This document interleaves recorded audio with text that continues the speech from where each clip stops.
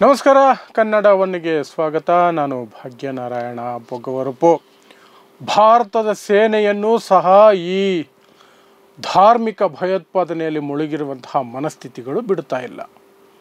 ನಿಮಗೆ ಗೊತ್ತೇ ಇದೆ ಏನೆಲ್ಲ ನಡೀತಾ ಇದೆ ಈ ದೇಶದಲ್ಲಿ. ಹಿಂದೂ ಮುಸ್ಲಿಂ ಮಾಡೋದಕ್ಕೆ ಯಾವೆಲ್ಲ ಅವಕಾಶಗಳನ್ನು ಬಳಸ್ಕೊಳ್ತಾರೆ ಕೆಲವು ಕುತಂತ್ರಿಗಳು ಅನ್ನೋದು ನಿಮಗೆ ಗೊತ್ತಿದೆ.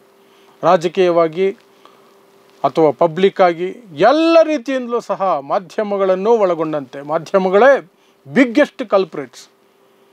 ಅಂತಹದೇ ಒಂದು ಗಲೀಜು ಪ್ರಕರಣಗಳು, ಎರಡು ಗಲೀಜು ಪ್ರಕರಣ ಅಂತ ಹೇಳ್ತೀನಿ ನಾನು. ಯಾಕೆಂದರೆ ಅದನ್ನು ಮಾಡ್ತಾ ಇರುವವರು ಗಲೀಜು ಜನ, ಗಲೀಜು ಮನಸ್ಥಿತಿಯ ಜನ. ಭಾರತದ ಸೇನೆಗೂ ಸಹ ಹಿಂದೂ ಮುಸ್ಲಿಂ ಅನ್ನಂತಹ ಒಂದು ಭೇದವನ್ನು ಮೆತ್ತು ಬಿಟ್ಟಿದ್ದಾರೆ. ಆ ಮಟ್ಟಕ್ಕೆ ಇವರು ಹೋಗಿ ಕುಸಿದು ಬಿದ್ದಿದ್ದಾರೆ. ಇವರೇ ಕುಸಿದಿದ್ದಾರೆ ಅಲ್ಲಿಗೆ, ಆ ಲೆವೆಲ್ಗೆ. ಎರಡು ಘಟನೆಗಳನ್ನು ಹೇಳ್ತೀನಿ. ಒಂದು, ಕರ್ನಲ್ ಸೋಫಿಯಾ ಖುರೇಷಿ, ಭಾರತದ ಮುಖವಾಣಿಯಾಗಿದ್ದಂಥವರು. ಅವರ ಜೊತೆ ವಿಂಗ್ ಕಮಾಂಡರ್ ವ್ಯೋಮಿಕಾ ಸಿಂಗ್, ಅವರಿಬ್ಬರು ಮಹಿಳೆಯರು ಆಪರೇಷನ್ ಸಿಂಧೂರದ ಬಗ್ಗೆ ಎಲ್ಲ ವಿವರಗಳನ್ನು ಜಗತ್ತಿಗೆ ಕೊಡ್ತಾಯಿದ್ರು. ಪ್ರತಿದಿನ ಬಂದು ಮಾಧ್ಯಮಗಳ ಮುಂದೆ ಸುದ್ದಿಗೋಷ್ಠಿ ನಡೆಸ್ತಿದ್ರು. ಅವ್ರ ಜೊತೆಯಲ್ಲಿ ವಿಕ್ರಮ್ ಮಿಸ್ರಿ, ಭಾರತದ ಫಾರಿನ್ ಸಚಿವಾಲಯದ ಕಾರ್ಯದರ್ಶಿ. ಆ ಮೂರು ಜನ ನಮ್ಮ ಫೇಸ್ ಆಗಿದ್ದರು. ಆದರೆ ಈ ಸೋಫಿಯಾ ಖುರೇಷಿ ಇದ್ರಲ್ಲ, ಅವರು ಮುಸ್ಲಿಂ ಅನ್ನೋ ಒಂದೇ ಕಾರಣಕ್ಕೆ ಅವರು ಪಾಕಿಸ್ತಾನದ ಸೋದರಿಯಂತೆ, ಉಗ್ರವಾದಿಗಳ ಸೋದರಿಯಂತೆ. ಆ ಮಟ್ಟಕ್ಕೆ BJPಯ ಮಿನಿಸ್ಟರ್ ಒಬ್ಬ ಹೋಗಿ ಮಾತಾಡಿದ್ದಾನೆ. BJPಯ ಮಿನಿಸ್ಟರ್, MLA ಅಲ್ಲ, ಕಾರ್ಯಕರ್ತ ಅಲ್ಲ, ಏನೂ ಅಲ್ಲ, ಮಿನಿಸ್ಟರ್. ಮಧ್ಯಪ್ರದೇಶದ ಸರ್ಕಾರದಲ್ಲಿ ಮಂತ್ರಿಯಾಗಿರುವಂತಹ ವ್ಯಕ್ತಿ. ಸಂಪೂರ್ಣ ವಿವರಗಳನ್ನು ಸ್ವಲ್ಪ ಹೊತ್ತು ಕೊಡ್ತೀನಿ. ಅದಕ್ಕಿಂತ ಮೊದಲು ಇನ್ನೊಂದು ಪ್ರಕರಣ. BSFನಲ್ಲಿ ಸಬ್ ಇನ್ಸ್ಪೆಕ್ಟರ್ ಆಗಿ ಹುತಾತ್ಮರಾದರು ಆಪರೇಷನ್ ಸಿಂಧೂರ್ ಸಂದರ್ಭದಲ್ಲಿ. RS ಪುರದಲ್ಲಿ ನಡೆದಂತಹ ಘರ್ಷಣೆಯಲ್ಲಿ ಪಾಕಿಸ್ತಾನದ ಜೊತೆ ಜೀವ ಬಿಟ್ಟರು. ದೇಶಕ್ಕಾಗಿ ಪ್ರಾಣ ತ್ಯಾಗ ಮಾಡಿದಂತಹ ಹುತಾತ್ಮ ಮೊಹಮ್ಮದ್ ಇಮ್ತಿಯಾಜ್, ಬಿಹಾರದವರು.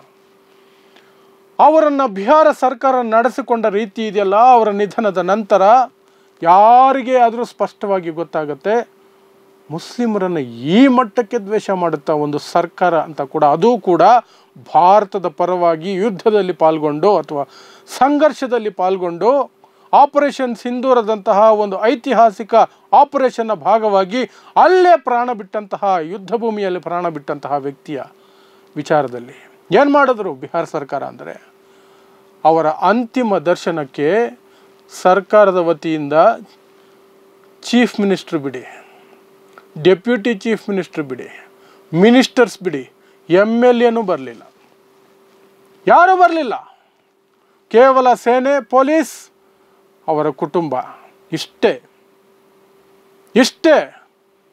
ಬೇರೆ ರಾಜ್ಯಗಳಲ್ಲಿ ಹುತಾತ್ಮರಾಗಿ ಸೈನಿಕರ ಮೃತದೇಹ ಬರ್ತಾ ಇದ್ದರೆ ಏರ್ಪೋರ್ಟ್ಗೆ ಹೋಗಿ CM ಆ ಮೃತದೇಹವನ್ನು ರಿಸೀವ್ ಮಾಡಿಕೊಂಡು ಸೆಲ್ಯೂಟ್ ಹೊಡಿತಾರೆ. ಇವರು ಅಂತಿಮ ದರ್ಶನಕ್ಕೂ ಸಹ ಬರಲಿಲ್ಲ. ನಿತೀಶ್ ಕುಮಾರ್ ಬರಲಿಲ್ಲ, ಬಿಹಾರ ಸರ್ಕಾರದ ಯಾವ ಮಂತ್ರಿನೂ ಬರಲಿಲ್ಲ, ಯಾರೂ ಬರಲಿಲ್ಲ. ಅವರ ಅಂತ್ಯ ಸಂಸ್ಕಾರವನ್ನು ಗೌರವಯುತವಾಗಿ ಸೇನೆ ಮಾಡಿತು, ಪೊಲೀಸರು ಮಾಡಿದ್ರು, ಅವರ ಕುಟುಂಬ ಮಾಡಿತು. ಬಟ್ ಸರ್ಕಾರದ ಜವಾಬ್ದಾರಿ ಯಾಕೆ? ಅವರು ಮುಸ್ಲಿಂ ಅನ್ನೋದೇ ಕಾರಣನ? ದೇಶಕ್ಕಾಗಿ ಪ್ರಾಣ ತ್ಯಾಗ ಮಾಡಿದಾರಲ್ಲ, ಅದಕ್ಕೊಂದು ಬೆಲೆ ಇಲ್ವಾ? ಅದಕ್ಕೆ ಉತ್ತರ ಇಲ್ಲ. ಆದರೆ ಇದೆಲ್ಲ ಆದಮೇಲೆ ತೇಜಸ್ವಿ ಯಾದವ್, ಪ್ರತಿಪಕ್ಷ ನಾಯಕ, ಬಿಹಾರದಲ್ಲಿ ಪ್ರತಿಪಕ್ಷ ನಾಯಕ ತೇಜಸ್ವಿ ಯಾದವ್ ಅವರ ಮನೆಗೆ ಹೋಗ್ತಾರೆ. ಮೊಹಮ್ಮದ್ ಇಮ್ತಿಯಾಜ್ ಮನೆಗೆ, ಹುತಾತ್ಮ ಮೊಹಮ್ಮದ್ ಇಮ್ತಿಯಾಜ್ ಮನೆಗೆ ಹೋಗಿ ತಮ್ಮ ಗೌರವವನ್ನು ಸಲ್ಲಿಸ್ತಾರೆ. ಅದಾದ ನಂತರ ಎಲ್ಲ ಕಡೆ ಸುದ್ದಿ ಆಗುತ್ತೆ, ತೇಜಸ್ವಿ ಯಾದವ್ ಹೋಗಿದ್ದಾರೆ, ಮುಖ್ಯಮಂತ್ರಿ ಹೋಗಿಲ್ಲ, ಬಿಹಾರ ಸರ್ಕಾರದ ಯಾವ ಮಿನಿಸ್ಟರು ಹೋಗಿಲ್ಲ ಅಂತ. ಆಗ ಎಚ್ಚೆತ್ಕೊಳ್ತಾರೆ ನಿತೀಶ್ ಕುಮಾರ್. ಎಲೆಕ್ಷನ್ ನೆನಪಾಗೋಯ್ತೇನೋ, ಓಡೋಡಿ ಬಂದು ಆ ನಂತರ ಎಲ್ಲ ಆಗಿ ಮಾರನೇ ದಿನ ಹೋಗಿ ಅವ್ರ ಮನೆಗೆ ಅವ್ರಿಗೆ ಫೋಟೋಗೆ ಹೂಗುಚ್ಚ ಇಟ್ಟು ನಮಸ್ಕಾರ ಮಾಡಿ ಪೋಸ್ ಕೊಟ್ಟು ಫೋಟೋ ತೆಗೆಸ್ಕೊಂಡು ಬಂದಿದ್ದಾರೆ.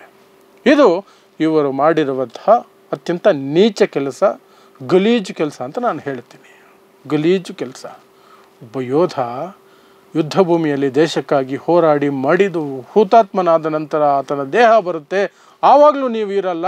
ಅಂತಿಮ ದರ್ಶನಕ್ಕೂ ನೀವು ಬರಲ್ಲ. ಎಲ್ಲ ಮುಗಿದು ಅಂತ್ಯಕ್ರಿಯೆ ಎಲ್ಲ ಮುಗಿದ ಮೇಲೆ ಮಾರನೇ ದಿನ ಬಂದು ಫೋಟೋಗೆ ಹೂವು ಇಡ್ತೀರಿ. ಎಷ್ಟು ನಂಜಿರಬೇಕು ನಿಮ್ಮ ಮನಸ್ಸಿನಲ್ಲಿ. ಇನ್ನು back to colonel Sofiya Qureshi ಅವರ ಘಟನೆಗೆ ಬರೋಣ. ಮಧ್ಯಪ್ರದೇಶದಲ್ಲಿ ಮಂತ್ರಿ, ಮಧ್ಯಪ್ರದೇಶ ಸರ್ಕಾರದಲ್ಲಿ BJPಯ ಮಂತ್ರಿ, ಆತನ ಹೆಸರು ಕುನ್ವರ್ ವಿಜಯ್ ಶಾ ಅಂತೆ. ಅವನ ಸಾರ್ವಜನಿಕ ಭಾಷಣದಲ್ಲಿ ಏನು ಹೇಳಿದ್ದಾನೆ ಅಂದರೆ, ಕರ್ನಲ್ ಖುರೇಷಿ, ಸೋಫಿಯಾ ಖುರೇಷಿ ಬಗ್ಗೆ, ಪಾಕಿಸ್ತಾನದವರು ಭಾರತಕ್ಕೆ ಬಂದರು, ನಮ್ಮನ್ನು ಧರ್ಮ ಕೇಳಿ ಹೊಡೆದ್ರು, ಪ್ಯಾಂಟ್ ಬಿಚ್ಚಿ ನೋಡಿ ಕೊಂದು ಹಾಕಿದ್ರು, ಅವರನ್ನು ಮಟ್ಟ ಹಾಕೋದಕ್ಕೆ ನಮ್ಮ ಮೋದಿಯವರು ಅವರದೇ ಸೋದರಿಯನ್ನು ಕಳಿಸಿದ್ರು, ಅವರದೇ ಸೋದರಿಯನ್ನು ಬಳಸ್ಕೊಂಡ್ರು. ಕರ್ನಲ್ ಸೋಫಿಯಾ ಖುರೇಷಿ ಬಗ್ಗೆ ಭಾರತದ ಸರ್ಕಾರದ ಸಂವಿಧಾನದ ಅಡಿಯಲ್ಲಿ ಪ್ರಮಾಣ ವಚನ ಸ್ವೀಕರಿಸಿರುವಂತಹ ಒಬ್ಬ ಮಂತ್ರಿ ಮಾತಾಡ್ತಿರೋ ಮಾತುಗಳಿವು. ಸೇನೆಯಲ್ಲಿ ಕರ್ನಲ್ ಆಗಿ ಸೇವೆ ಸಲ್ಲಿಸ್ತಾ ಇರುವಂತಹ ಸೋಫಿಯಾ ಖುರೇಷಿ ಅವರು ಪಾಕಿಸ್ತಾನದ ಸೋದರಿಯಂತೆ, ಉಗ್ರವಾದಿಗಳ ಸೋದರಿಯಂತೆ. ಯಾವ ನೀಚ ಮಟ್ಟಕ್ಕೆ ಹೋಗ್ತಾರೆ ಇವರು. ಧರ್ಮದ್ವೇಷ ಅನ್ನೋದನ್ನು ಪ್ರತಿ ಹಂತದಲ್ಲೂ ಪ್ರತಿ ವಿಭಾಗಕ್ಕೂ ಹರಡಿಸ್ಕೊಂಡು ಹೋಗ್ತಿದ್ದಾರೆ. ಈಗ ಸೇನೆಯ ಕರ್ನಲ್ಗಳನ್ನು ಬಿಡ್ತಾ ಇಲ್ಲ, ಹುತಾತ್ಮರನ್ನು ಬಿಡ್ತಾ ಇಲ್ಲ, ಎಲ್ಲ ಕಡೆಯೂ ಸಹ ಲೆಕ್ಕಾಚಾರ ಮಾಡಿ ಹೋಗ್ತಾರೆ, ಲೆಕ್ಕಾಚಾರ ಮಾಡಿ ಮಾತಾಡ್ತಾರೆ, ದಾಳಿ ಮಾಡ್ತಾರೆ. ಕರ್ನಲ್ ಸೋಫಿಯಾ ಖುರೇಷಿ ಭಾರತದ ಮುಖವಾಣಿ ಆಗಿದ್ದರು ವ್ಯೋಮಿಕಾ ಸಿಂಗ್ ಅವ್ರ ಜೊತೆಯಲ್ಲಿ. ಹಾಗಿರಬೇಕಾದ್ರೆ ಇಷ್ಟು ಅವಮಾನ ಅವರಿಗೆ ಯಾಕೆ? ಅವರು ಮುಸ್ಲಿಮ್ ಅನ್ನೋ ಒಂದು ಕಾರಣಕ್ಕೆ. ಇಷ್ಟೆಲ್ಲ ಆಗ್ತಿದ್ರು ಸಹ ಮಧ್ಯಪ್ರದೇಶ ಸರ್ಕಾರದಿಂದ, ಮಧ್ಯಪ್ರದೇಶದ ಮುಖ್ಯಮಂತ್ರಿಯಿಂದ ಒಂದು ಸ್ಟೇಟ್ಮೆಂಟ್ ಇಲ್ಲ, ಮೋದಿಯಿಂದ ಒಂದು ಸ್ಟೇಟ್ಮೆಂಟ್ ಇಲ್ಲ, ಗೃಹ ಸಚಿವ ಅಮಿತ್ ಶಾ ಇಂದ ಒಂದು ಸ್ಟೇಟ್ಮೆಂಟ್ ಇಲ್ಲ, ರಾಜನಾಥ್ ಸಿಂಗ್ ಡಿಫೆನ್ಸ್ ಮಿನಿಸ್ಟರ್ ಅವರಿಂದ ಒಂದು ಸ್ಟೇಟ್ಮೆಂಟ್ ಇಲ್ಲ. ಯಾರು ಏನು ಚಕಾರ ಎತ್ತಾ ಇಲ್ಲ.